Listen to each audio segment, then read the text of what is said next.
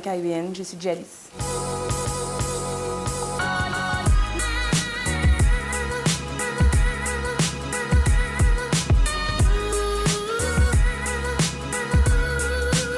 J'aime chanter beaucoup de styles musicaux, donc du coup, j'ai pas fait le choix pour l'instant. Je pense être éclectique en fait. Mais je songe à faire du zouk par exemple, comme je songe à faire du reggae, que j'ai déjà fait d'ailleurs.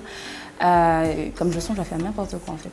J'ai la chance d'avoir une maman assez ouverte d'esprit qui m'a soutenue, sachant que j'ai eu mon diplôme aussi, donc du coup, ça l'a rassurée. Et donc du coup, oui, elle m'a soutenue, ma famille aussi. Je pense que j'ai décidé de terminer quand même parce qu'elles étaient payantes, mes études. Que j'étais déjà allée assez loin, que je voulais avoir mon diplôme au cas où on ne sait jamais de toute façon de quoi il fait la vie.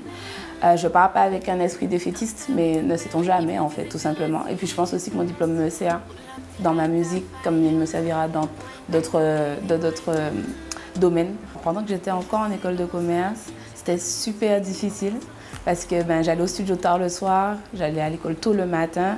Mais voilà, c'était vraiment de la volonté, c'est quand même ma passion de chanter et une obligation d'avoir mon diplôme. Donc du coup, je me forçais un peu des deux côtés. C'est que la Caraïbe, c'est toujours un meilleur cadre de vie. Donc du coup, je ressens le besoin de partir pour ma carrière.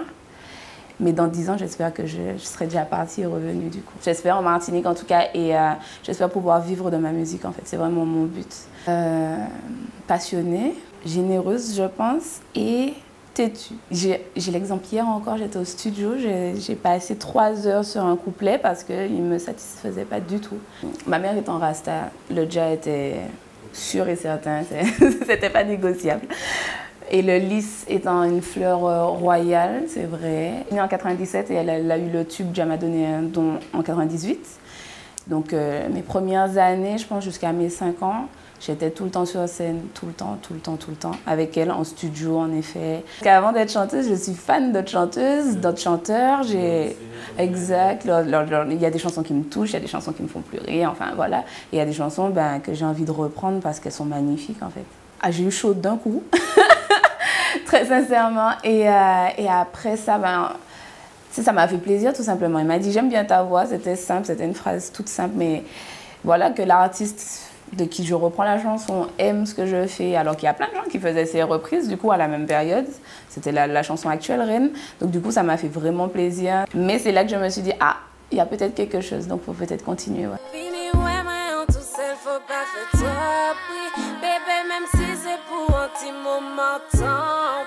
Alors, je repense à la rapidité avec laquelle il s'est enregistré. Ça a vraiment fait une journée d'écriture avec Meryl, une soirée de studio et le lendemain, on était en train de clipper. Je me suis juste dit, par contre, il va falloir que tu t'habitues à la caméra, du coup, si c'est ce que tu veux faire. Et petit à petit, enfin, on voit à travers mes clips qu'il y a une sorte d'évolution. Maintenant, je suis à Again Again où je fais carrément du floor work.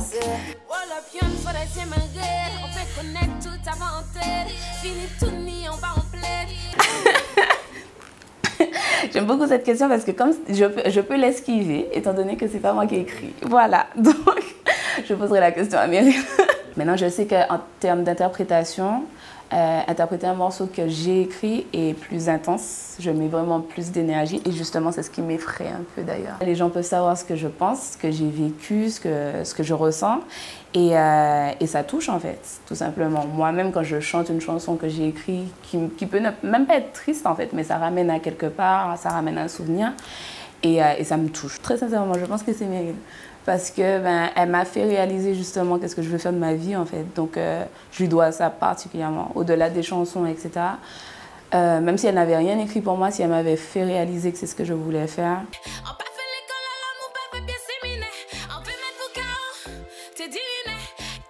L'école New a même été nominée au Hit Local du coup.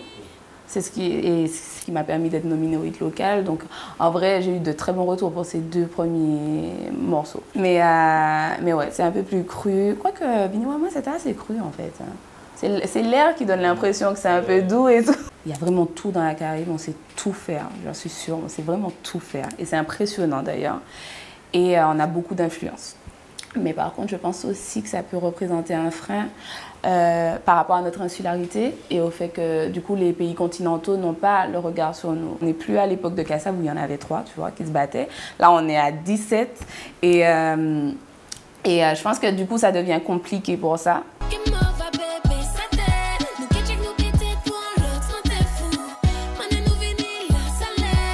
Comme c'est un plan séquence, on voulait donner l'impression surtout que le temps passait. Donc je ne sors pas de chez moi pour rejoindre notre gars d'un coup, c'était plutôt l'histoire d'une vie qu'on essayait de montrer.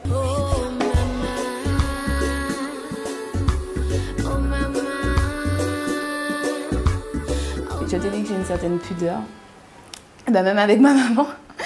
Et je n'osais pas et du coup je me suis dit ouais c'est le meilleur cadeau là sur le moment. Le dernier clip, Again Again par exemple, je me souviens que le venir en Guadeloupe tourner un clip entièrement seul, j'avais tout géré de A à Z, tout payé de A à Z et tout, ça me stressait particulièrement. Parce que ben, j'étais une adolescente il n'y a pas si longtemps. Et là, j'ai tout fait et ça m'a donné un coup de maturité, tu vois. Ces jours-ci, là, je suis dans un travail incroyable d'écriture, c'est horrible. J'essaie de sortir de ma zone de confort, comme tu dis. Il y a 2 ans, j'aurais dit non, j'aurais pas fait de la musique ma vie. Il y a 1 an, j'aurais dit non, je ne serais pas allée faire des clips en Guadeloupe, sûrement, toute seule comme ça. Non, je pense pas.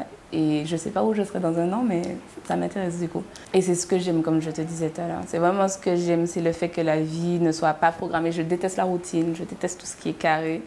Et avoir l'impression que demain encore, je vais avoir une nouvelle surprise par rapport à la musique, ben ouais. C'est ça fait partie de nous, c'est dans notre sang, c'est dans notre culture. Donc j'ai même un tatouage en créole. Enfin, j'aime beaucoup cette langue particulièrement. En plus, j'ai l'impression qu'en musique, elle sonne bien parce qu'elle a beaucoup d'images. Il y a beaucoup d'images, il y a des sonorités qu'on ne va pas retrouver particulièrement en français. C'est beau, c'est vraiment beau le créole.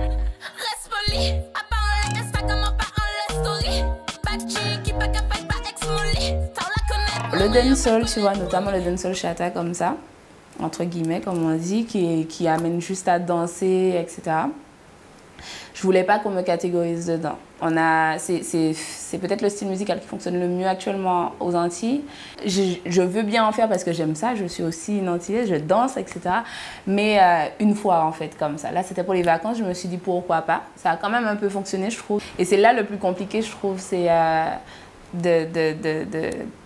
de montrer toutes ces facettes en tant qu'artiste quand on a plein en fait. J'ai envie d'être une meuf qui pleure parce qu'elle a le cœur brisé et demain faire du chata comme ça et faire la meuf forte en fait parce que je suis les deux et que ça dépend du lundi au mardi, je peux changer, etc.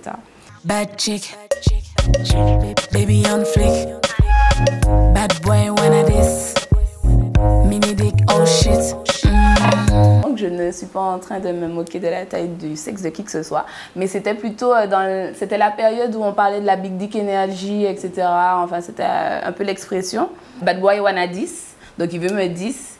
Mais donc pour moi c'est nul en fait. Ouais vraiment c'est avoir c'est nul en fait. La Big Dick Energy, c'est quand tu as une certaine assurance en toi, tu n'as pas besoin de critiquer les autres, tu n'as pas besoin de te comparer aux autres, tu as une certaine assurance qui fait que tu aimes tout le monde et tu t'aimes toi-même aussi du coup, et sur tous les domaines. Et la Small Dick Energy, c'est ça, c'est avoir besoin de critiquer les autres, de rabaisser les autres pour se faire monter soi-même. Et donc voilà, donc il veut 10, mais en fait c'est une Small Dick Energy du coup. Et à chaque fois, c'est un stress immense. J'ai envie de vomir avant de monter. J'ai envie de décéder. Je me demande tout le temps pourquoi j'ai choisi d'être chanteuse. Tu vois, c'est le moment où je me dis, mais pourquoi tu fais ça? Mais à chaque fois, quand on monte et qu'on chante la première note, ben, on se sent tout de suite plus à l'aise. Il y a bien sûr Madame Jocelyne Béroir, qui est vraiment, vraiment une référence, en fait, de toute façon. À chaque fois que je la vois, je me dis, waouh, on a un monument devant nous. Il y a ma mère qui m'inspire évidemment. Ça a été la première chanteuse de reggae dancehall à être récompensée à la SACEM, je me souviens. Et je m'inspire d'elle aussi. Par exemple, ces jours-ci, j'écoute beaucoup le EP de Rachel Addison. J'ai aimé en fait ce qu'elle a fait parce que justement, elle a donné la parole aux femmes sur quelque chose dont on ne veut pas nous donner la parole sur ça. Mes sujets préférés dans la musique sont sûrement l'amour et on va dire l'amour physique. Voilà. L'amour avec un grand S. Exact. Je pense, et ça c'est personnel, on peut en débattre, mais je pense que on est décomplexé par rapport au corps. Peut-être que certaines personnes, selon leur âge en fait, vont critiquer parce que c'est une jeune fille, mais je ne sais pas si je l'aurais fait plus tard, est-ce qu'ils n'auraient rien dit. Love en nous, pas ni faille. C'est pour ça que cry, pas qu'elle est ouais nous vancer. Again, again, again. T'aimes tellement quand je whine. J'écrase le rythme quand tu mates mon fessier. Pull up till light a fire. Wine pon the rhythm right now. T'observes et te perds. Hypnotisé, tu restes figé, tu te laisses faire. En plus, dans cette chanson-là, je dis quoi encore? À un moment, je dis non-stop tout en pas jouer. Jusqu'à maintenant, je me dis, mais pourquoi t'enregistres ça? Tu sais, je l'ai fait écouter à ma grand-mère et tout. À chaque fois, je me dis, oui, vas-y, fais-moi un truc cru, mais en même temps où je peux chanter, donc c'est doux, etc. Et là, il me pond ça. Love game, sérotonine et puis frisson, pas centaine. Assis-toi là, chante en scène. Je garde ça, y'a pas qu'un problème. Mais tu sais, c'est toujours.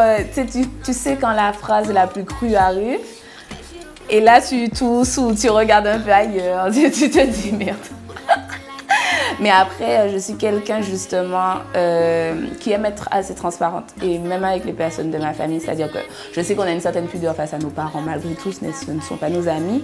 Et en plus du fait que je sois une femme et que c'est difficile, parce que quand une femme parle de sexe, ben, d'office, il y aura beaucoup plus de critiques. Ben, moi, je veux appuyer sur ça. Je veux dire, oui, moi, je parle de ça et que ça vous plaise ou non, c'est ça, ce dont je veux parler parce que ben, j'ai le droit, en fait.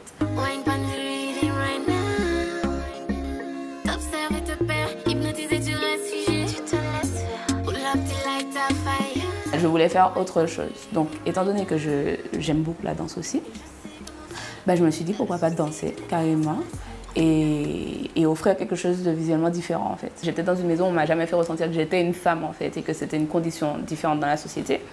C'est en grandissant que je l'ai compris. Mais alors du coup, ouais, j'ai cet automatisme de faire ce que je veux en fait au final. Et c'est après que je me rends compte, ah ouais, je suis une meuf et c'est vrai que c'est pour ça que tu me critiques. Pour moi aujourd'hui, mes looks permettent de montrer à l'extérieur ce que je suis à l'intérieur, c'est-à-dire un peu rebelle, un peu atypique. C'est une coiffure qui est liée vraiment déjà à un mouvement, le rastafarisme, mais aussi liée à notre couleur de peau, à notre histoire. Je suis très bavarde, très bavarde. Donc du coup, Twitter, c'est vraiment le réseau social idéal pour moi. Maintenant, j'ai essayé depuis un moment de tweeter beaucoup moins qu'avant. Tu avais raison, parce que je passais mes journées à 10-11 ans à refaire les concerts de Beyoncé dans mon salon. Oui, je n'avais pas de meilleure occupation. Et à me dire, oui, non, mais un jour, je serai chanteuse, maman. Et c'est entre-temps que ça a changé, tu sais, quand tu découvres le regard des autres, quand les autres te disent, mais qu'est-ce que tu racontes, etc. Et tu commences à avoir de la pudeur ou d'avoir honte aussi, des choses comme ça, etc. Et donc tu changes, tu essaies de te mettre dans les cases. Mais je lui dirais, en fait, t'as raison, continue.